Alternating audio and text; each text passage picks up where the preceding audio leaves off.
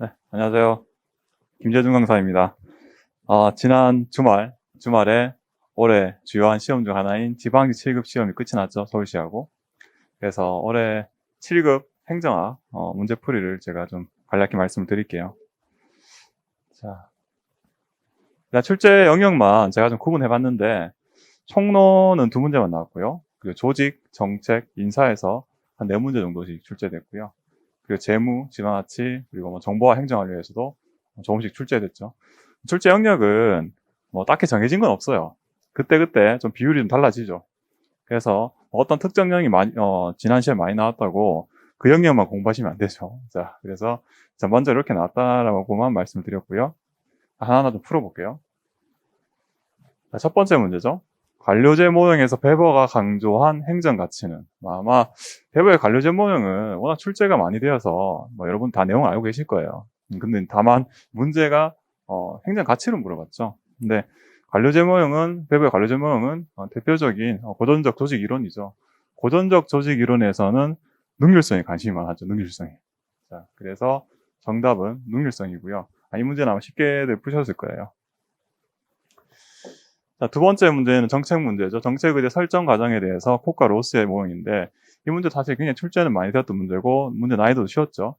자, 첫 번째 칼을 보니까 사회 문제가 정부 의제로 바로 채택된 다음에 그다음 스텝이 없죠. 자, 그래서 내부 접근형이죠. 정부가 내부적으로 다 정부 의제를 결정해버리고 대중들은 알리지도 않는 거죠. 자기들끼리 그냥 끝내는 거죠. 그래서 내부 접근이 바로 나오고요. 2번째 보니까 사회 문제가 공중의제 과정을 거쳐서 정부제 됐죠. 자, 대중들이 많이 요구하는 거죠. 요구해서 정부는 별 관심이 없었는데 등 떠밀려서 하죠. 등 떠밀려서. 자, 이래 정부제가 설정된 거죠. 자, 이게 외부 주도형이죠. 외부 주도형. 자, 3번째 보니까 이미 답은 나왔나요? 내부 접근형, 외부 주도형. 바로 나왔죠. 마지막 보니까 다는 사회 문제가 정부제 된 다음에 다시 거꾸로 공중의제 과정을 거치는 거죠. 그래서 정부가 자기들이 정부제 설정을 했어. 한 다음에 이 어떤 대중들한테 많이 알리고 좀 어떤 부정적인 측면에서는 대중들한테 강조하기 위해서 이 공중의제 과정 걸치죠. 즉 PR 활동들은 하죠. 예를 들어서 이제 과거 기출 문제에는 이 내용으로 해서 뭐 새마을 운동 이런 것들이 사례로 나온 적이 있어요. 그래서 동원형이죠, 동원형. 그래서 정부가 자기들이 의제를 설정한 다음에 일반 대중들한테 이거 우리가 설정했어. 그러니까 좀 잘 따라와. 그래서 PR 활동 거치는 것들. 그래서 정답은 4번이고 이 문제 쉬웠죠? 그리고 세 번째 문제인데 세 번째 문제도 정답이 바로 앞에 있죠. 근데 문제가 굉장히 길죠. 제가 나중에 말씀드리겠지만 7급 문제랑 9급 문제랑 난이도적인 차원에서 어떤 내용적인 난이도 차이도 있지만 실제로 이렇게 단위 분량이 많아서 제한된 시간 내에 풀기가 쉽지 않은 측면들이 있죠. 그래서 제가 실전 연습을 하시면서 어떻게 하면 신속하고 정확하게 잘 푸는 연습을 하시라고 제가 말씀드린 적이 있어요. 이 문제 사실 그런 케이스인데 다행히 정답 선지가 바로 나와버렸죠. 그래서 보니까 실적주의는 공무원의 인적 구성이 사회 인과학적 특성과 비례하도록 해야 한다는 대표 관료제를 비판하면서 등장하였다. 대표 관료제에 대해서 설명도 맞고요. 그런데 순서가 안 맞죠. 순서가. 실적주의는 사실 역관주의가 문제가 발생하니까 이제 언급된 게 실적주의죠. 얘에 대해서 좀 비판하게 나온 게 대표 관료제죠. 이렇게 되죠. 순서가. 그래서 가만 보니까 선지를 보니까 반대로 되죠. 반대로. 자, 얘를 비판하면서 등장한 게 아니라 순서가 어떤 역관주의 폐해를 극복하기 위해서 실적주의가 나온 거였죠. 그래서 정답은 1번이고 사실 뭐 이거 보시고 바로 넘어가셔야 돼요. 실전에서는 정답이 명확하다 싶으시면 바로 넘어가셔야 돼요. 시간이 없죠, 우리에게. 자, 밑에 뭐 다른 선지도 잠깐 살펴만 볼게요. 뭐 풀이 강의니까. 밑에 보니까 역관주의는 정당 제도 유지에 기여하고 공무원의 정치적 책임성을 확보할 수 있다는 장점이 있어 오늘날에도 부분적으로 남아있대. 역관주의 어떤 거였죠? 국민들이 선거에서 선출했죠. 대표자를. 이 사람들이 공무원들을 임명했지. 임명하고 임명이 됐지. 자, 이 체제이기 때문에 정치적 책임을 확보할 수 있죠. 대표자에서 공무원들이 임명이 되기 때문에. 어느 나라도 부분적으로 남아있죠. 어디 남아있죠? 우리나라 같은 경우에는 정부직 공무원들에 대해서는 이렇게 역관주의적 성격을 가지고 있죠. 그래서 뭐 시험 보는 게 아니잖아요. 장관 되려고 시험 보는 게 아니라 대통령이 지명하잖아요. 그러면 이제 임명하게 돼 있죠. 그래서 이번 당 맞고요. 세 번째, 실적주의는 역관주의 폐해와 급격한 경제 발전으로 행정 기능이 양적으로 확대되고 질적으로 복잡해짐에 따라 공무원들의 전문 지식과 기술이 필요해지면서 정당성이 강화되었다.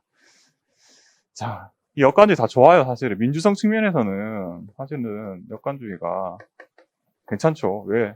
국민들이 선출한 대표자들에서 간접적으로 임명이 되기 때문에 민주성이 강할 수밖에 없어요. 그런데 문제가 뭐냐면 여기 임명된 사람들이 뭐 전문성이 있겠어요? 그냥 자기 생업하시다가 오히려 이제 이 선거 캠프에 따라다녀서 당선되면 본인이 공무원이 되는 거죠.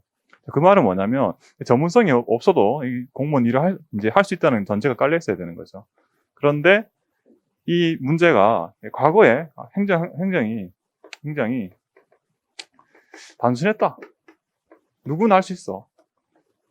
단순했을 때는 문제가 없죠. 근데 점점 복잡해지고 전문성에 대한 어떤 필요가 증가하게 되면 더 이상 이런 방법으로 공무원 임명에서는 이 사람이 제대로 그 일을 수행할 수가 없겠죠.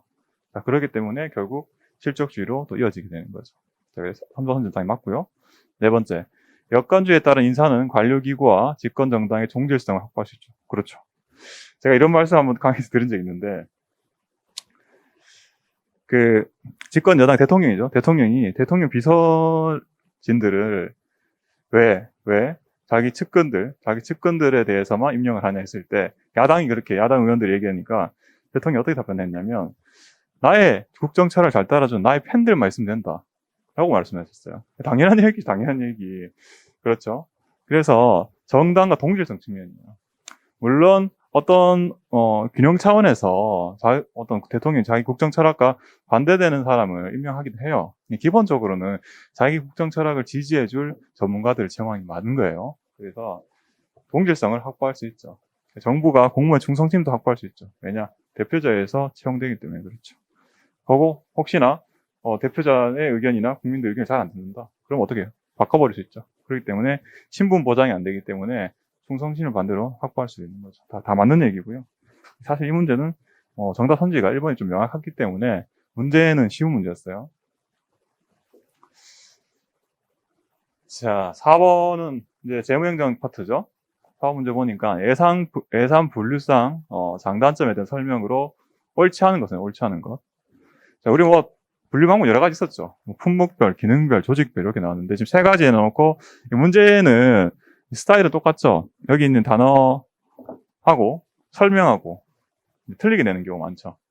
보니까 예산의 기능별 분류의 단점은 회계 책임이 불명확하다는 거다. 근데 회계 책임이 명확한 거는 품목별이에요. 품목별. 어디에서 돈 썼는지. 그래서 예를 들어서 인건비. 그 다음에 뭐 임대료. 어디다 돈 썼는지는 알 수 있죠. 그런데 여기 기능별로 보려면 무슨 일을 하는지 알 수 있어. 했는지를 알 수 있지. 품목에는 이 돈이죠. 이거 써가지고 뭐 했는지 몰라요. 이게 품목별 같은 경우에는. 예를 들어서 국토부에서도 인건비 쓸 거고요. 인사킨처에서도 인건비 쓸 거예요. 근데 인건비 사용해서 무슨 일 했는데? 라고 답변 안 되는 거죠. 품목별은. 대신에 회계 책임이 굉장히 명확하죠. 기능별은 무슨 일이 했는지를 알 수 있는 거예요. 국민들 입장에서. 예를 들어서 국토부에서 도로 개설. 아니면 공항 신설. 이렇게 딱 하면 무슨 일인지 알 수 있죠. 자, 대신에 회계 책임이 좀 불분명한 측면이 있고요. 두 번째요.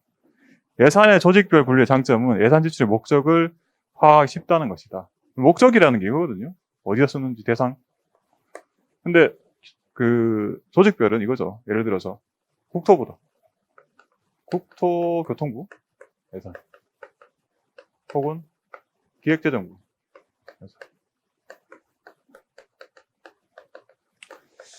즉 소감을 분류하는 건데, 이 분류했을 때는 예산 목적을 파악하기 어려워요. 얘가 인건비에 썼는지 임대료에 썼는지 이건 알 수는 없죠. 다만 국토교통부 예산이 얼마다 이 정도만 알 수가 있어요. 그래서 정답은 2번이고요. 자, 세 번째 볼게요. 그래도 예산의 기능별 분류의 장점은 국민이 정부 예산을 이해하기 쉽죠. 이거죠. 이거 무슨 했는지. 국토부에서 예를 들어 도로 개설을 했구나. 정부에서. 아니면 공항을 신설했구나. 정부 예산을 이해하기가 쉽다는 장점이 있죠. 네 번째, 예산의 품목별 분류의 단점은 집행의 신축성을 저해한다는 점이다. 맞죠? 품목별 예산 제도는 통제 위주예요. 통제 위주. 어딘데 너 예산 인건비인데 썼는지 임대료에 썼는지 거기 관심 있는 거예요. 그렇기 때문에 신축성이 없어요. 그죠? 무조건 그 목적대로 써요. 그 목적대로 써야 되죠. 목적대로. 그러다 보니까 신축성이 없고 대신에 회계 책임이 명확해요. 회계 책임이 명확하죠. 자, 정답은 2번이었고 사실 뭐 4번 문제까지 쉬웠죠. 자, 5번은 정책 파트죠. 사실 이번에 지방직 7급이 제 개인적으로는 문제 출제 자체는 좀 잘한 것 같아요. 예전보다. 단편적인 암기가 아니라 그래도 이렇게 보기를 좀 만들어서 좀 기존에 출제되었지만 조금 달리 하려고 문제를 좀 출제를 한 것 같아요. 보니까 정책 결정 모형이죠. 여러 가지 나오죠. 개인적 차원의 정책 결정의 모형이 있고 집단적 차원의 정책 결정 뭐 여러 가지 있을 텐데 올해도 뭐 다른 기출 문제에도 정책 결정 관련해서 여러 번 나왔었죠. 보니까 정책의 본질이 미래지향적 문제 해결에 있고, 자, 그리고 정책 결정에서 가치 비판적인 발전관에 기초했다. 자, 뒤에 잘 모르시더라도 사실은 두 번째 보기 보시면 좀 답이 어느 정도 명확하죠. 대안을 선택할 수 있는 기준이 명확해야 된다. 그리고 기존 정책이나 사업의 매몰 비용 인해 현실 적합성이 떨어지는 한계가 있다. 합리모형이죠. 사실 정책 파트뿐만 아니라 예산에서 제로 베이스, 연기제 예산제도 같은 경우에도 보면 매몰 비용 이런 문제 있었죠. 합리적 결정이었잖아요. 다. 근데 결국은 정책 결정에서 합리모형인데 합리모에 대해서 이제 설명을 찾아야 되죠. 또 보니 문제가 길어요. 그래서 첫 번째, 시간의 흐름에 따라서 환류되는 정보를 분석해서 잘못된 점이 있으면 수정 보완한다. 자, 그때 수정 보완하는 거. 두 번째죠. 두 번째도 보니까 올해 국가직 7급에 나왔던 내용이죠. 문제성 있는 선호, 불명확한 기술, 일시적 참여자. 보시자마자 쓰레기통 모형의 전제구나. 그래서 2번 탈락이고요. 세 번째, 갈등의 완전한 해결을 하지 못하고 갈등의 준해결 그리고 타협을 통한 봉합을 모색한다. 회사 모형이죠. 올해 문제는 올해 이제 국가 지방 7급 문제는 다양한 이론에 대해서 간략하게 잘 정리를 해놨죠. 1, 2, 3 다 관련 없고요. 회사 모형이니까 네 번째 나오죠. 같은 비용으로 최대의 목표 산출을 얻을 수 있는 대안을 선택하는 행위를 의미한다. 합리모형 맞죠? 자, 그래서 정답은 4번이고요. 6번이요. 정부 규제에 대해서 물었죠. 규제인데 사실 이 문제도 다 빨리 고르셨을 거예요. 이 뭐 규제 구분하시면 되죠. 리플리 프랭클린이 나왔으니까 일단 우리는 두 문자를 써야겠죠. 리, 분, 제, 경, 보. 자, 근데 얘 두 개인데 사실 뭐 이거는 사실 이 문제에서는 이게 뭐 암기가 안 돼서도 풀 수 있는 문제였죠. 그래서 보니까 종합 편성 채널의 운영권을 부여하고 이를 확보한 방송사에 대한 규제는 리플리와 프랭클린이 말한 보호적. 보호적이에요. 아니죠. 경쟁적이죠. 두 가지가 나왔죠. 보호적 규제 정책은 일반 시민들의 어떤 안전을 위한 것들. 대부분 이런 것들에 관한 규제였고, 이 경쟁적 규제는 어떤 거냐면, 독점적인 어떤 인센티브를, 어떤 권한을 주면서, 경제적 이득을 주면서, 그 대신에 규제를 하는 거였죠. 회전해. 그죠. 근데 어디 냈냐면, 여기 보호적. 자, 그래서 종합 편성 채널 운영권은 독점적인 어떤 경제 특혜를 주는 거죠. 그 대신에 규제하는 거죠. 즉 경쟁적 규제죠. 다른 사례도 있었죠. 항공 노선권 부여하는 거 이런 것들이 대표적인 경쟁적 규제 정책에 해당했던 거죠. 그래서 사실 이 문제는 아마 선지 1번 보시고 바로 풀으셨을 거예요. 자, 나머지 좀 볼게요. 네거티브 규제랑 포지티브 규제 이 두 가지 구분하는 건 여러 번 나왔죠. 그래서 네거티브 규제가 자율성을 더 부여하죠. 왜냐? 안 되는 것만 나열했기 때문에 안 되는 거 빼고 다 돼. 그렇기 때문에 자율성을 더 부여하는 측면이 있죠. 다만 제가 조심하라는 게 네거티브란 단어 때문에 자율성을 더 부여하지 못하는 게 아니냐 착각하시면 안 된다고 말씀드렸고요. 뭐 워낙에 자주 출제됐던 부분이니까 얘는 당연히 맞죠. 그리고 우리나라는 신기술과 신산업을 육성하기 위해서 규제 샌드박스라는 제도를 도입했다. 이거 들어보셨죠? 규제 샌드박스. 제가 뒤에 다음 슬라이드 좀 설명 더 드릴 텐데 넘어가고요. 도입돼 있어요. 네 번째,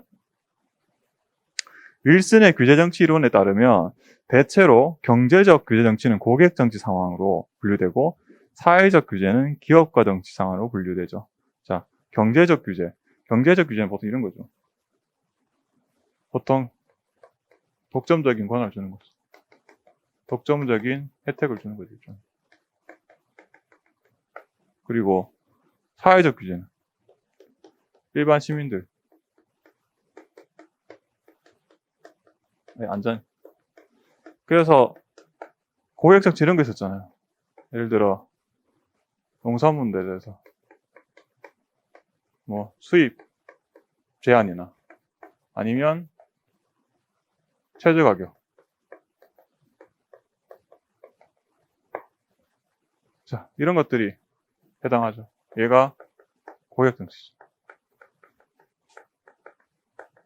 1호부터 혜택 보는 사람들 있잖아요. 자, 그래 맞고요. 대신 맞죠. 그리고 기업가 정치죠. 기업가 정치 이런 거였죠. 특정 기업에게 뭐 이런 것들이죠. 환경오염, 저감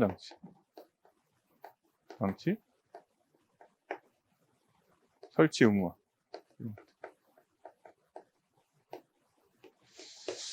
자, 그래서 이런 것들이 다 기업가 정치랑 상황이랑 맞죠. 그래서 이거는 뭐 복습하시면서 다시 한번 보시면 되는 내용들이고. 자, 그래서 답은 1번이라서 뭐 바로 골랐을 거 실전에 이제 시험 보신 분들은 쉽게 바로 고르셨을 거예요. 규제 샌드박스인데 제가 공부용으로 좀 파일을 가져왔어요. 규제 샌드박스는 이런 거예요. 새로 어떤 신기술 개발할 때 이 국가에 규제가 있나 없나 그러니까 해도 되나 안 되나 잘 모르는 경우도 있고요. 그리고 확인 다 했어. 규제가 있어서 못하네 하면 굉장히 소극적이죠. 그래서 만약에 규제가 없었다면 내가 좀 트라이 해보겠는데 규제 때문에 못하겠다는 거죠. 그걸 일시적으로 좀 해제해 주는 거예요. 그래서 보면 일단 규제 샌드박스의 의미가 어떤 거냐면 다양한 신기술 서비스의 시장 출시 및 테스트가 가능하도록 일정 조건 하에서만 기존 규제를 면제하거나 유예해준다. 이게 규제 샌드박스인데 첫 번째 이런 거였죠. 제가 아까 말씀드렸다시피 규제 자체가 이거 내가 규제에 걸리는 건가? 안 걸리는 건가? 잘 모를 때 있죠. 규제가 모호한 경우 확인하는 방법인데 관련 법을 보면 이렇게 돼 있어요. 정보통신 통신융합기술이나 서비스 활용해서 산업을 하려는 사람은 과학기술정보통신부 장관에게 해당 사업에 대한 신규 정보통신융합기술 등 기술 서비스와 관련된 법령에 따른 허가나 승인, 등록, 인가, 검증 등이 필요한지 아닌지에 대해서 확인해달라고 신청할 수 있어요. 그래 내가 이거 하고 이번 사업하려는데 이런데 어떤 걸리는 거 있냐 확인을 신청할 수 있고요. 두 번째는 보면 실증 특례 임시허가인데 안전성이나 실험 검증을 위해서 규제 적용을 배제를 잠깐 할 수 있고요. 그리고 시장 출시 시전에 임시적으로 허가를 부여할 수도 있어요. 그래서 소극적으로 어떤 기술을 새로 개발하려고 하는데 이게 뭐 규제에 걸리는 건지 아니면 실제 규제에 걸렸을 때 이거 아예 해보지도 못하는 건지 이런 것에 대해서 많이 제한을 풀어주려는 거죠. 자, 이게 규제 샌드박스고요. 우리나라는 도입되어 있어요. 자, 7번 문제요. 7번 문제는 행정의 접근 방법에 대한 설명으로 옳지 않은 것은 있는데 우리가 여러 가지 접근 방법이 있었죠. 첫 번째 보니까 생태론적 접근 방법은 외부 환경이 행정체제에 영향을 미친다는 시각으로 환경에 대한 행정의 주체적 역할을 경시했다는 비판을 받는다. 이 똑같은 선지로 나온 적이 있어요, 과거에. 또 정확한 표현을 똑같이 가진 선지가 있어요. 그죠? 결정론적 입장이죠. 환경에서 행정이 일방적으로 결정된다. 이런 입장이었죠. 그래서 맞고요. 그 다음 후기 행태주의는 적실성과 실천성을 강조하고 가치 중립적인 과학 연구보다는 가치 평가적인 정책 연구를 지향했다. 그 전에 뭐였지? 사이먼 행태주의가 굉장히 유행했죠, 사회과학에서. 그거에 대한 비판으로 나왔던 게 후기 행태주의고, 이 똑같은 내용으로, 똑같은 문장으로 과거에 출제가 되었어요. 세 번째, 공공선택위로는 권한이 분산된 여러 작은 조직들에게 공공 서비스가 공급되는 것보다 단일의 대규모 조직에 의해 독점적으로 공급되는 것을 선호한다. 공공선택이론에서 대표하는 이론이 TV에 반로하는 투표가 있었잖아요. 그래서 중앙집권적 체계에서 행정 서비스를 제공하는 것보다는 각 지방정부에서 이 주민들의 니즈에 맞는 행정 서비스를 제공하는 게 효율적이 맞죠. 반대로 되죠. 반대로.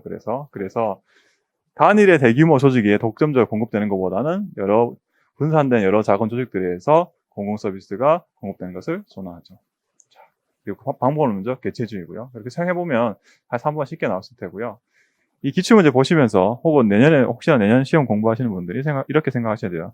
문제를 푸시면서 내용적인 측면도 물론 공부를 하셔야 되지만 기출문제가 틀리게 된 패턴을 잘 보시면 몇 가지 안 돼요. 몇 가지 안 돼. 지금 뭐 어떻게 해요? 앞뒤로 바꿔놨죠. 그냥 앞뒤로. 제 뒤에도 좀 다른 문제 보면서 좀 더 말씀을 드릴게요.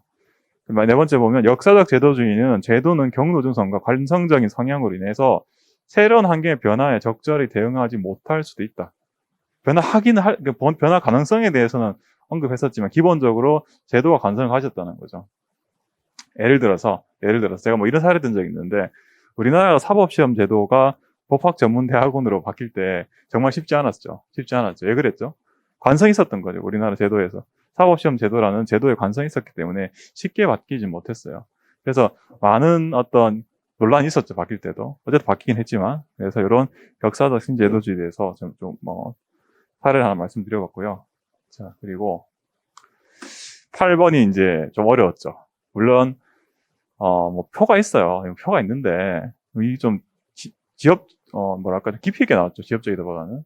톰슨의 기술 분류에 따라 상호전선과 조정 형태를 바르게 연결한 건데, 근데 이 출제 패턴을 여러분들이 조금 아셨다면 속관낼 수 있었어요.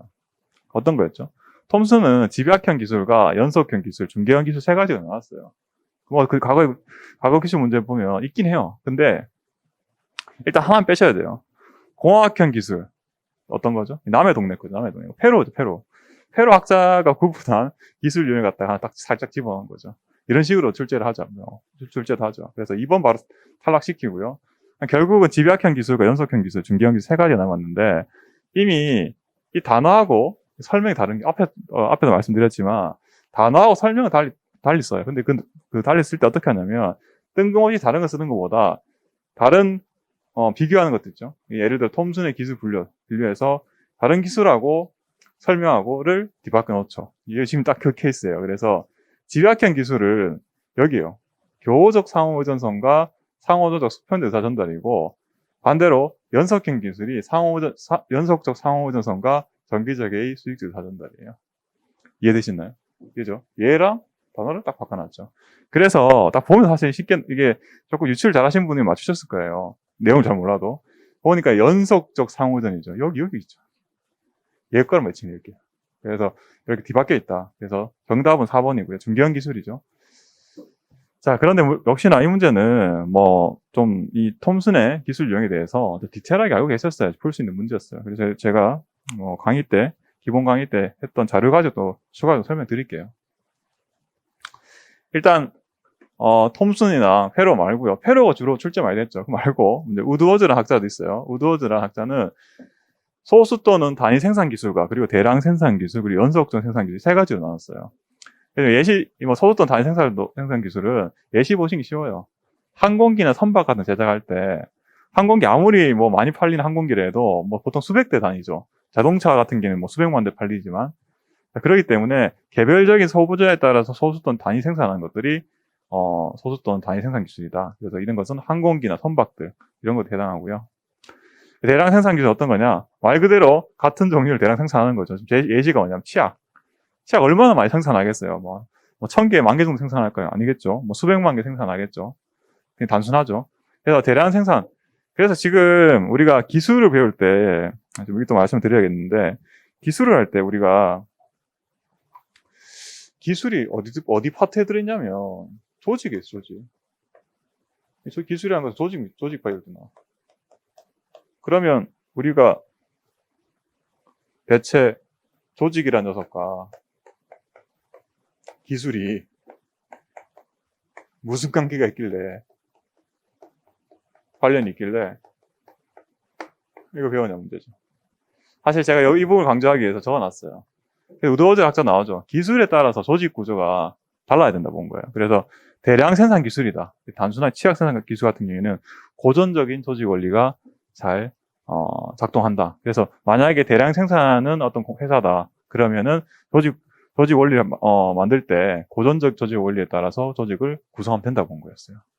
그리고 세 번째, 연속적 생산 기술은 복잡한 과정을 거쳐 생산하는 건데 정유나 화학 제품 만들 때 이렇게 했죠. 처음에 원유 뽑아서요. 원유 가져와서 원유를 다시 분리해서 여러 가지 정제 과정을 거쳐서 생산품이 나오죠. 그래서 스텝 바이 스텝이죠. 하나. 그래서 이런 게 연속적 생산 기술이에요. 세 가지로 이렇게 나눴고요. 오늘 문제는 이거죠. 톰슨이죠. 톰슨도 연계된 기술은 순차적 의존 관계. 앞서 사실은 여기 얘기랑 비슷하죠. 연속적 생산 기술에 좀 유사한 측면이 있는데 얘는 보면 단순한 것들이 많아요. 예를 들어 대량 생산에 쓰이는 일반 생산 체계에서 자동차 생각하면 자동차. 컨베이어 벨트 생각하시면 되죠. 그래서 자동차 만들 때 분명히 이렇게 할걸요. 여기 뭐 하나 만들면 그 다음 단계 가야 돼. 이거 그 다음 단계. 여기 조금 더 해서 또 다음 단계 가죠. 앞에 안 되면 잘 안 되죠. 앞에 뭐 완성이 돼. 예를 들어 차체 조립이다. 뼈대를 할까요? 뭐 우리가 잘 전문가가 아니니까 뼈대를 할까요? 프레임 원도 만들고 난 다음에 거기에다가 문을 붙이고 그 다음에 바퀴를 붙이고 그 다음에 뭐 다른 과정을 할 수가 있죠. 즉 투입이 다음에 다시 산출이 되고 산출해서 다시 투입이 돼서 또 투입이 다시 산출되고 그리고 또 투입이 되고 산출이 되고 그렇죠. 하나하나 과정을 거쳐서 생산되는 게 연계된 기술. 그래서 앞에 과정이 완료가 안 되면 다음 단계 넘어갈 수가 없죠. 그래서 이런 과정을 거쳐서 되는 게 연계된 기술이고요. 두 번째, 중개기술은 이미 그 단어에 뜻이 들어있어요. 서로 의존하기 원하는 고객들을 연결시키는 건데, 직업석에서 예를 들어서 이런 거.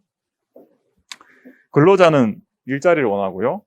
회사는 어디죠? 회사는 근로자를 원하죠. 여기서 두 사람이 만나지 못하고 있잖아요. 그래서 말 중간에서 중개해주는 것들이 되겠죠. 사실 뭐 공인중개사도 같은 역할이겠죠. 그래서 집을 구하는 사람과 집을 팔는 사람이 이어지는 거죠. 서로 의존하기 원하는 고객을 연결해주는 게 중개 기술이고요. 자, 세 번째, 일방향 집중형 집약격 기술이 했을 때 종합병원 같은 거 예를 들 수 있거든요. 그래서 어떤 거냐면, 환자. 종합병원 환자가 들어오게 되면 이 사람을 기준으로 해서 입원을 하는 팀이 있을 거고, 입원하는 어떤 부서가 있을 테고, 또 투약을 전담을 하는 부서가 있을 테고요. 그리고 진료를 전담하는 부서가 있을 거죠. 그래서 환자를 중심으로 이렇게 세 가지로 들어온 게 일방향 집중형 집약 기술이죠. 그래서 다시 문제 돌아가 보니까 여기 나오죠. 중개형 기술은 집합적인 상호 의존성이 됐죠. 그리고 규칙이나 표준화가 조정 형태에 해당하죠. 자, 그래서 이런 것들 이유는 좀 깊이 있게 나왔어요. 이 문제 보시면서 좀 정리를 하시고요. 자, 그리고 하나 이제 또 워낙 출제가 자주 되는 녀석 원래 사실은 페로우였죠. 페로우는 네 가지. 이렇게 네 가지 나왔죠. 그래서 이렇게 하죠. 우리 암기 이렇게 하시죠. 저는 이렇게 말씀드리는데 장비 10이죠. 이 네 가지를 분리했고요. 그래서 분석 가능성하고 또 가압의 다양성에 따라서 장비 10이 네 가지를 분리했고요.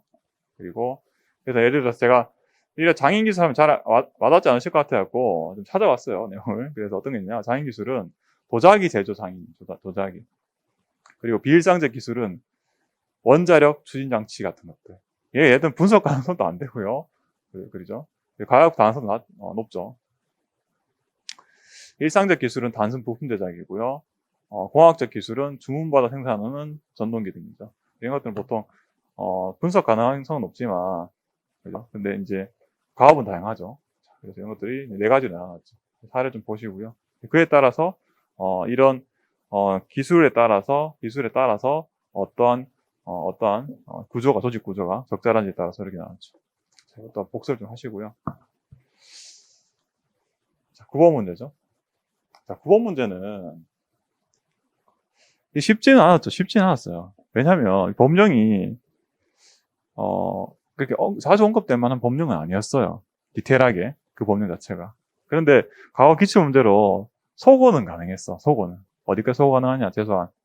일단 1번은 가능했죠. 중앙고층심사위원회 기능 소통심사위원회가 간주한다. 여기는 과거 기출에 나왔던 내용이고요. 두 번째, 고층 처리 대상은 인사조직 처우 등의 직무 조건과 성폭력 범죄, 성희롱 등으로 인한 신상 문제에 대해서 광범위하게 진행된다. 사실 요거를 아마 4번에 조금 고민하셨을 것 같아요. 왜냐면 앞에 요 정도까지는 이제 인정이 됐을 건데 이 성폭력 범죄, 성희롱도 되나? 물음표죠. 세 번째, 소통심사위원회 결정은 기속력이 있지만 고층심사위원회 결정은 법적 기속력이 없다. 맞죠, 이거? 얘는 출제됐던 거야, 최근에. 근데 이 두 개 헷갈리죠. 그러니까 우리가 고를 수밖에 없는 상황이 오죠. 물론 이 법령을 알고 계시면은 공무원 고충 처리 규정 다 알고 있으면 다 풀 수 있죠. 근데 이게 많이 됐던 게 그 디테일하게 나왔던 법령들이 아니었죠. 사전급됐던 것. 결국 이거 좀 고르는데 보면 숫자로 바꿔놨죠. 그 결정위원회 과반수의 출석과 과반수의 합의로 해야 됐는데 사실 그렇지 않죠. 그러니까 우리가 고를 때 숫자 많이 들어간 거 있죠. 숫자 많이 들어간 걸 좀 의심하셔야 되죠. 그게 확률이 높아요, 확률이. 주로 이런 거 결정 과정에서의 방법에 대해서 좀 숫자를 많이 바꿔서 출제를 많이 하고 있죠. 저 같으면 2번보다는 4번을 그냥 골랐을 것 같아요. 내가 모르더라도. 자, 아마 이거 문제를 많이 풀어보셨던 분들은 제가 왜 이런 얘기를 하는지 이해를 좀 하실 거예요. 10번 문제죠. 10번은 프레스먼과 윌다브스키의 성공적인 정책 집행을 위한 오클랜드 사례 분석의 내용으로 옳지 않은 것은. 자, 이 프레스먼과 윌다브스키는 오클랜드의 경제개발 사업에 대해서 실증 분석을 했죠.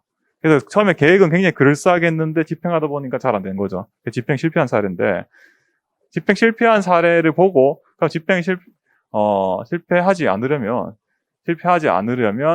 어떻게 해야 되는지에 대한 내용이었어요. 지금 정답이 지금 1번이 아니라 여기 2번이죠. 표시 잘못했어요, 표시. 그래서 정책 집행 개입하는 참여자 수가 적어야 되죠. 이게 왜 다른 기출문제 어떻게 나왔냐면 이 비터 포인트, 반대하는 이 허들이 50개나 된대죠. 50개나 분석했더니 50개나 돼서 이 허들을 통과할 수 있는 확률이 90%라도 이게 50개나 되니까 값이 굉장히 떨어지더라.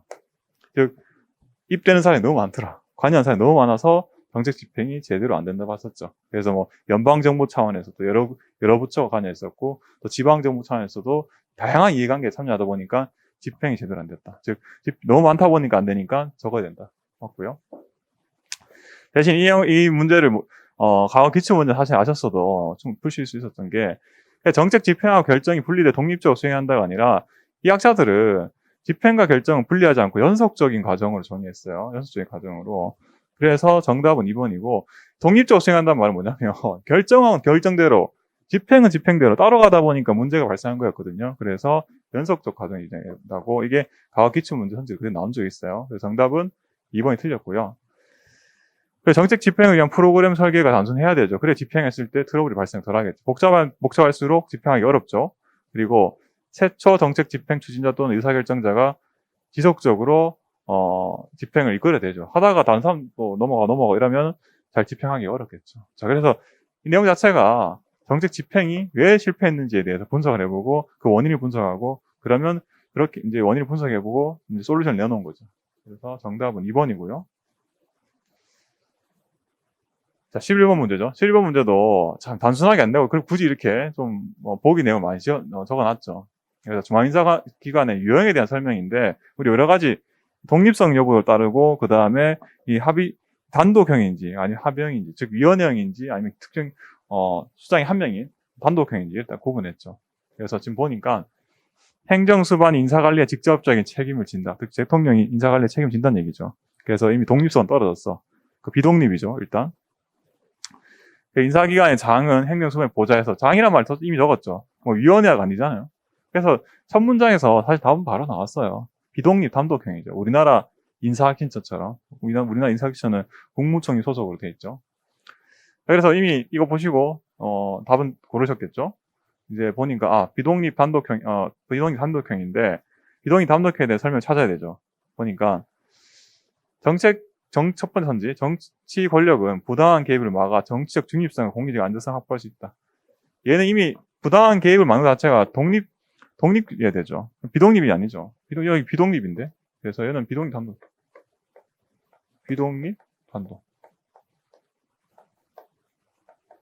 근데 여기는 이거 하려면 독립이 필요하죠. 그게 바로 탈락. 두 번째, 인사기관의 구성 방식을 통해서 인사정책을 일관성 있게 확보할 수 있다. 인사기관의 구성 방식. 자, 이미 단독인데? 한 사람이잖아요. 이 구성 방식 자체가 말이 안 되지, 이미. 바로 탈락. 얘도. 세 번째, 합의에 따른 결정 방식이다. 탈락. 위원회잖아요, 위원회. 자, 이 단독형인데, 이거 다 위원회 형태죠. 그래서 정답 4번이죠. 한 명 인사기관의 장이 조직을 관장하고 행정수반이 지휘하에 놓이게 된다. 그래서 비독립 단독형. 정답은 4번이죠. 자, 이 문제는 쉬웠어요. 12번이죠. 12번 문제도 조직 이론에 대해서 다양하게 다 나열을 해놨어요. 야, 특정한 영역에 대해서 한 문제 탁 낸 게 아니라 여러 조직 이론을 다 알고 있어야 돼. 전반적으로 다 물어봤죠. 카플란과 노턴이 BS죠. 균형성과표는 4가지 관점이죠. 고객, 네오프레스 관점, 재무적 관점, 학습과 성장 관점. 올해 문제 나왔죠. 이거 디테일하게 지표 물어보는 문제 나왔었죠. 그래서 이것도 뭐 당연히 맞고요. 두 번째, 민츠버그 나왔죠. 표 큰 거 하나 기억나시죠? 5가지 구성요소. 전략적 최고관리층, 중간계산관리층, 작업층, 기술관료, 지원방류. 맞죠? 자, 이 꼼꼼하게 다 하셔야겠죠. 세 번째, 허시와 블렌차드는 부하의 성숙도가 높은 경우 지시적 리더십이 효과적이라 보았다. 허시와 블렌차드 이렇게 했죠. 성숙도에 따라서 어떻게 물었죠? 성숙도가 낮다. 나 일하기 싫어해. 그러면 지시고 성숙도가 중간 정도다. 그럼 참여시키고. 그리고 성숙도가 높아. 어떻게? 위임해야지. 너가 알아서 해라. 이거 물어보는 거죠. 국가직에서는 피들로 물어보더니 이번에 지방직에서는 허시와 브랜차드도 물어보죠. 상론적 조직 이론이었죠. 자, 이거 다 아마 국가직 공부하셨던 분이면 같이 보셨죠. 그렇기 때문에 문제 맞히시는 데는 크게 어려움이 없었을 것 같아요. 자, 밑에 베버의 이제 관료 제목에 대해서도 그 주요 키워드 위주로 선지를 만들어냈죠. 문제 좀 길죠? 자, 13번 문제요. 지방 분권화 확대하는 이유로 옳지 않은 것을 나왔는데 분권화를 해야 된다는 이유죠. 해야 된다는 이유인데 보니까 내생적 발전 전략을 기반한 도시 자체의 경쟁력 확보가 중요해지고 있다. 도시의 경쟁력 확보를 하려면 그 도시가 권한을 많이 가지고 있어야겠죠. 자, 이건 지방 분권 확대 이유 맞고요. 두 번째, 중앙집권 체계가 초래하는 낮은 대응성과 조직 구조적 부패 등은 국가 성장의 장애 요인으로 작용하고 있다. 맞죠? 자, 그래서 지방분권 확대 이유는 그 중앙집권에 문제가 있으니까 지방분권을 확대하는 거 맞죠? 그리고 세 번째, 사회적 인프라가 어느 정도 갖춰진 국가에서는 지역 간 평등한 공공서비스 수요가 증가하고 있다. 지역 간 평등한 공공서비스. 지방분권의 단점이 어떤 거냐면 지역 간의 불균형이 발생하는 거죠. 제가 이런 말씀 드린 적이 있어요. 만약에 분권을 확대했어. 그런데 예를 들어 서울시 강남구 같은 경우에는 지방 재원 차원에서 자기 자치권이 많죠. 너네들이 걷는 세금 가지고 너네 살림살이를 해. 그러면은 서울시 강남 같은 경우는 괜찮을 거예요. 그런데 저기 도단위 시골 동네 있죠. 시골 동네 군 정도 되면은 너네 지역에서 나는 세금 가지고 너네가 알아서 살아 이랬을 때 어떤 문제가 발생하죠? 거기 있는 공무원 임금도 못 줄 수 있죠. 그래서 이 지방 분권 자체에 문제점이 나올 수 있죠. 그래서 지역 간 공평한 공공 서비스를 제공하려면 중앙집권이 돼야 돼요. 중앙집권이. 즉 요즘 이런 이유로 해서 나온 게 신중앙집권하죠. 정답은 3번이고요.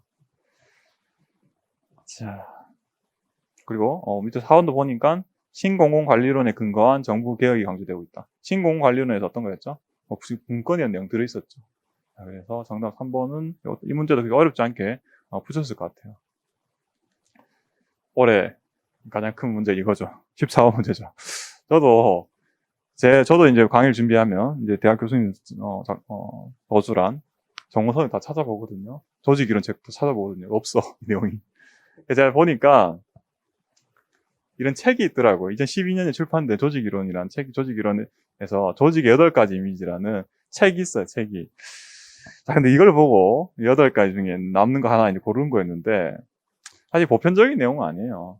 지금 행정학 개론이 아니라 행정학 각종 조직 이론 전공서적 찾아도 보편적인 내용은 아니더라고요. 그냥 이름 정도 8가지 이게 있다. 이름 정도 소개된 적이 있어도 그 구체적 8가지 뭔지까지는 전공서적 찾아봐도 잘 없어요. 사실. 이거 제가 감히 추론 건데 이 책을 번역하신 분이 있거든요. 이분들이 출제를 하지 않았나라는 추론을 좀 해봤어요. 그래서 정답은 2번인데 사실 이 문제까지는 여러분들이 대응하시기 어려워요.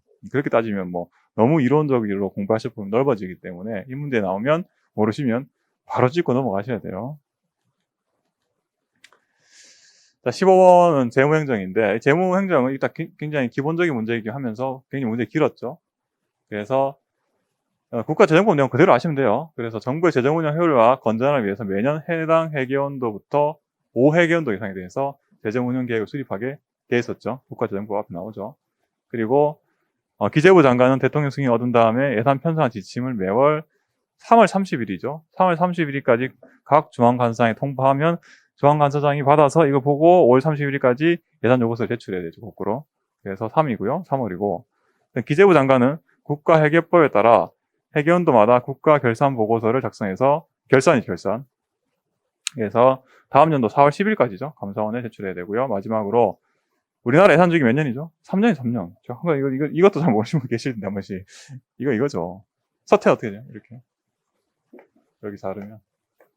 여기 예산은 편성하고 행정부에서 그 다음에 의회에서 심의의결에서 확정되는 거죠. 그래서 확정되는 거죠. 그 다음 어떻게? 집행해야지. 계획안 대로. 그럼 마지막에는 결산. 이렇게. 3년이죠. 자, 이거는 아마 올해 시험 문제 나왔어요. 올해 국가 시험 문제 나왔기 때문에 크게 어려움 없이 다 푸셨을 거예요. 그래서 5, 3, 13 이렇게 해서 정답은 2번이죠. 2번. 자, 16번 문제는 여러분 조금 처음 문제 보시고 조금 당황하실 거예요. 왜냐면 이 부패 방지 및 국민권익위 설치에 관한 법률인데 이 법이 이렇게 디테일하게 잘 안 나오잖아요. 근데 다행히도 이 문제는 정답이 쉬웠어요. 이게 취업 제한이죠. 취업 심사 대상자. 이게 뭐였죠? 저는 이렇게 기억하는데 전, 오, 후, 3. 이 과거에 몇 번 출제됐어요. 근데 거꾸로 해놨죠. 그래서 퇴직 전 4년인데 퇴직 전 5년이죠. 전 5니까. 후 3이니까 퇴직 후 3년간 취업할 수 없는 건데 이 그대로 놨죠. 그대로. 그래서 이 문제는 다른 법령을 잘 모르셨더라도 그 관계 세부 법령 모르셨더라도 선지 2번이 명확했어요. 그래서 여러분들이 1번 읽고 모르겠는데 하시다가 2번이 정답이구나. 그렇게 아마 바로 고르셨을 거예요. 그래서 16번은 아마 틀리신 분이 많지 않을 것 같고요. 17번도 쉬웠어요. 우리나라 지방재정조정제도에 대해서 설명으로 옳은 것은 있는데 우리나라 지방교부법상 지방교부세는 보통교부세, 특별교부세, 부동산교부세, 소방안전교부세. 맞네. 맞죠. 근데 답이 너무 쉽게 나와버렸죠. 그러면 여러분들 조금 의심하시죠. 밑에 거. 한번 밑에 볼게요. 지방교부세는 중앙정부가 국가사무를 지방정부에 위임하거나 지방정부가 추진하는 사업 경비 전부 또는 일부를 보조하기 위해서 지원하는 게 아니죠. 기반교부세하고 밑에 보시면 밑에 게 여기 갖다 놨어. 지방교부세 설명하고 단어를 딱 바꿔놨죠 보니까. 그래서 여기 내용이 이거죠. 전국적 최소한 동일 행정 서비스를 보장하기 위해서 행정 서비스 수준을 보장하기 위해서 중앙정부가 내국세 일정 비율을 자치단체에 배분하는 거죠. 이게 딱 패턴이 똑같아요. 단어하고 설명을 위치를 딱 바꿔놨죠. 특히 여기 같은 문제 안에서. 자, 그래서 2번은 틀렸고요. 2번 사실 내용을 들어갈게. 이거죠. 국고보조금이죠. 국고보조금. 그리고 세 번째 보니까 조정교부금이 아니겠죠. 지방교부세가 들어갈 자리고요. 아까 제가 말씀드린 것처럼 조정교부금은 국가에 주는 게 아니라 시도에 주는 시도에서 기초 지자체를 주는 거고. 네 번째, 지방교부세에 대한 국고보조금의 비중 증가는 지방재정의 자율성을 강화한다. 지방교부세는 일반적으로 우리가 보통 재원이죠. 다. 특정 재원이 아니죠. 일반 재원이죠. 말씀 잘못 드렸죠. 일반 재원이죠. 그렇기 때문에 용도 제한이 없어. 내가 쓰고 싶은데 쓰면 되는 게 지방교부세잖아요. 자, 그렇기 때문에 위치가 바뀌죠. 국고보조금 어때요? 중앙에서 지방에 돈을 보태줄 때 끈 달린 돈이죠. 조건 달려있죠. 목적도 달려있고요. 그리고 제대로 집행하고 있는지 아닌지 다 확인도 하게 돼 있어요. 그래서 자율성을 약화시킬 수밖에 없죠. 그래서 이거 딱 순서를 바꿔놔요. 순서를. 그래서 국고보조금 대비 지방교부세의 비중 증가는 지방재정의 자율성을 확 강화한다. 이렇게 해야지 발음표현이 되겠죠. 자, 18번 문제인데 18번 문제도 쉽지가 않았어요. 쉽지가 않은 게 왜 쉽지 않았냐? 전자정부법 그냥 그대로 물어봤어요. 근데 우리가 기출문제를 꼼꼼히 공부하셨으면 이건 뺐어야 됐어. 전자정부 관련해서 기본계획 5년마다 맞죠? 얘 삭제. 그리고 전자정부의 날 지정됐다. 얘도 삭제. 이 두 가지는 아셨어야 됐어요. 최소. 하고 난 다음에 고르는 건데 얘가 고르기 쉽지 않았어요. 결국은 이제 우리가 이걸 빼는 수밖에 없는데 이 둘 중 고를 수밖에 없죠. 저기 얘도 법은 다 있는데 이거 뭐 사실 저기 뒤에 밑에 있죠. 자, 그래서 정답 1번인데 고등교육법상 사립대학은 적용받지 않는다가 아니라 다 특별하게 적용받지 않는다라고 예외 규정을 두고 있진 않아요. 전자정부법에. 정답은 1번이고요. 19번 예산제도죠. 예산제도는 일단 국가재정법 제가 항상 말씀드린 거는 뭐 이론 범위는 우리가 예측이 어렵지만 우리가 법령은 자주 나온 법령에 대해서는 꼼꼼하게 공부하시면 가치가 충분히 있어요. 지금 이민도 딱 그 케이스인데 국가재정법 아셔야 되죠. 자, 19번 예산제도에 대한 설명을 옳지 않은 것은 첫 번째, 주민참여 예산제도는 정부가 지역 주민에 대한 비과세, 감면, 공제 이런 거 아니죠. 세금 깎아주는 게 참여예산제도는 아니죠. 참여예산제도는 예산을 어디에 쓸지 특히 편성 단계에서 주민 참여해서 어디에 써달라고 요구하는 게 주민 참여 예산되죠. 자, 그래서 1번 틀렸고요. 그리고 예타 나왔죠. 예타가 총사업비와 국가재정 규모가 500, 300이었죠. 500, 300 규모가 일정금 이상일 때 신규 사업 중에 특정 요건에 해당하는 게 실시하기 맞고 다 맞는데 국회가 의결로 요구하는 경우에도 실시해야 된다. 이 내용이 아마 저 예타 관련 조항에 뒤쪽에 있어요. 뒤쪽에. 조금 애매하셨을 거예요. 세모 치고 밑에 보니까 예산성과금 나온 적 있죠. 예산성과금은 지출이 저작된 때 일에 기여한 자에게 지급할 수 있으며 절약된 예산은 다른 사업에 사용할 수 있죠. 이거 예산성과금 몇 번 나왔죠? 기출에. 맞고요. 틀리 선지고요. 네 번째, 총사업비 관리제도는 소요기간에 관계없이 이미 사실 이게 좀 의심하셔야 되죠. 소요기간 단위죠. 2년 이상이죠. 그래서 4번도 틀렸죠. 이 문제 푸시려면 국가재정법 좀 아셔야 되고 다만 이 2번이 맞는지 아닌지 선이 맞는지 불분명하시더라도 소거를 하셔서 푸셨어요. 소거를 하셔서. 자, 그래서 정답은 2번이고요. 마지막 문제죠. 사회실험에 대해서 사회실험에 대해서 그래서 첫 번째 보니까 자연과학 실험실 실험과 달리 상황에 따른 통제 집단 및 비교 집단 없이 진행할 수 있다. 사실 우리가 이렇게 기억하실 거예요. 이거 없는 거. 이거 비실험 설계를 우리가 기억하죠. 우리 이렇게 나눴잖아요. 그래서 실험 집단하고 통제 집단, 그럼 비교 집단. 그래서 예를 들어 이런 거 있죠. 실험 집단 A를 할까요? A 프라임이라고. 실험 집단에게는 우유를 먹이고 1년 후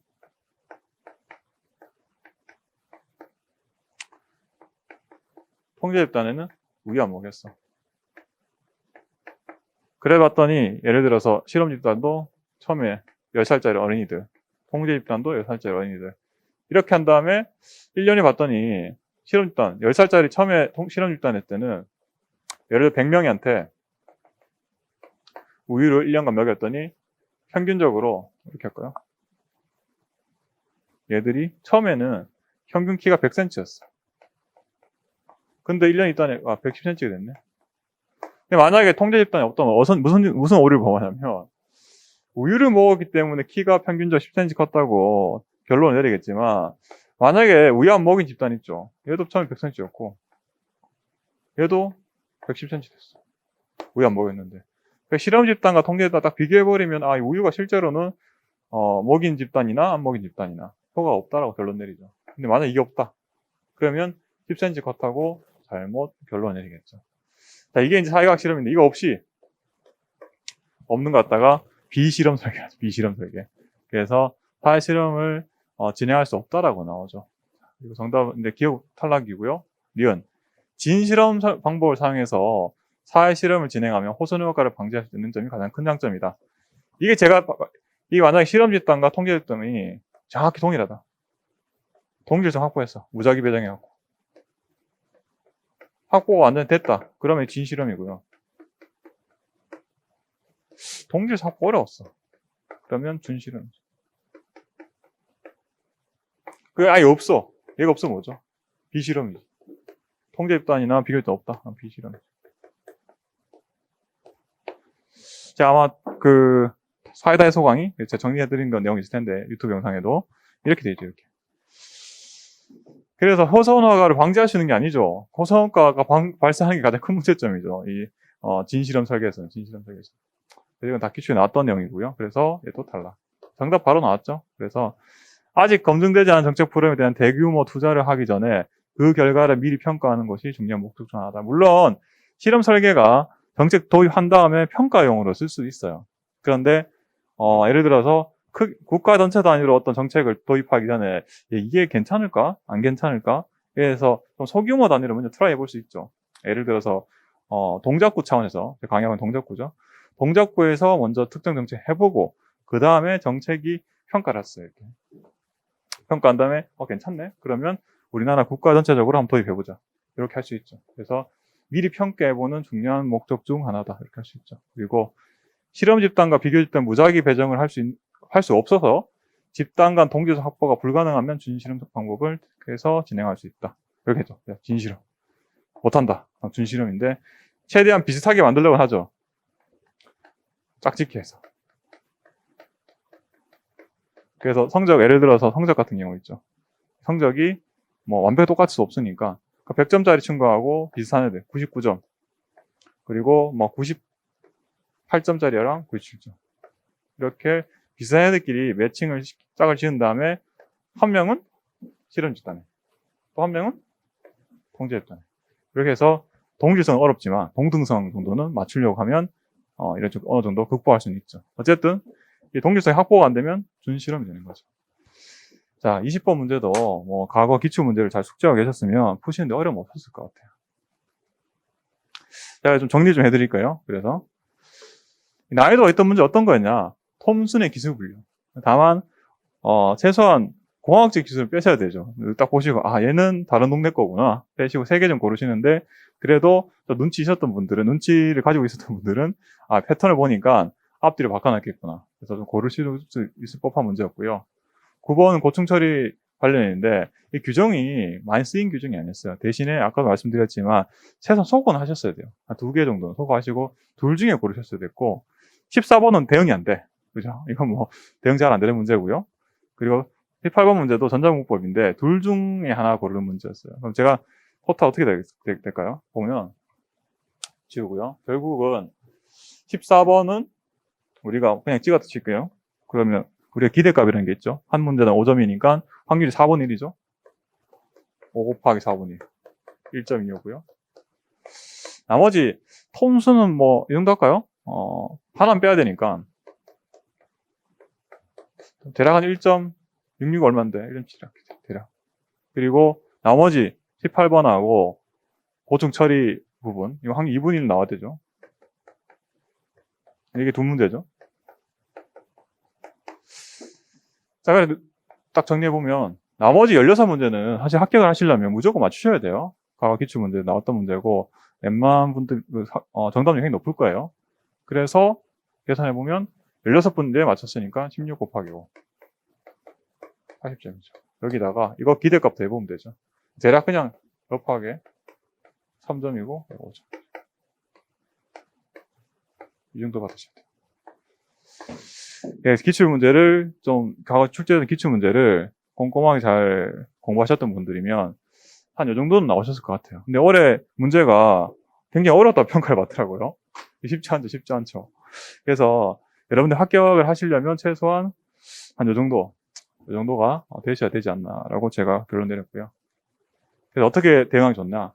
아까 14번 같은 문제 같은 경우에는 거기까지 공부하시면 안 되죠. 그냥 기출문제 보시면서 이런 문제도 나왔구나 확인만 하시고요. 그 정도 수준의 이론까지 우리가 다 커버하기 힘들어요. 그렇기 때문에 기출문제 분명히 아까 여기 있죠. 16문제 확실히 맞추셔야 돼요. 최소한. 그래서 기출문제 반복하고 확실하게 숙지를 하셔야 되고 그리고 법령도 다는 모르더라도 출제됐던 것 중에서는 반드시 좀 기억을 하셔야 돼요. 그리고 국가재정법이나 지방자치법 이렇게 자주 출제되는 법령은 시간 내셔서 별도로 좀 공부를 하셔야지 고득점을 좀 하실 수 있어요.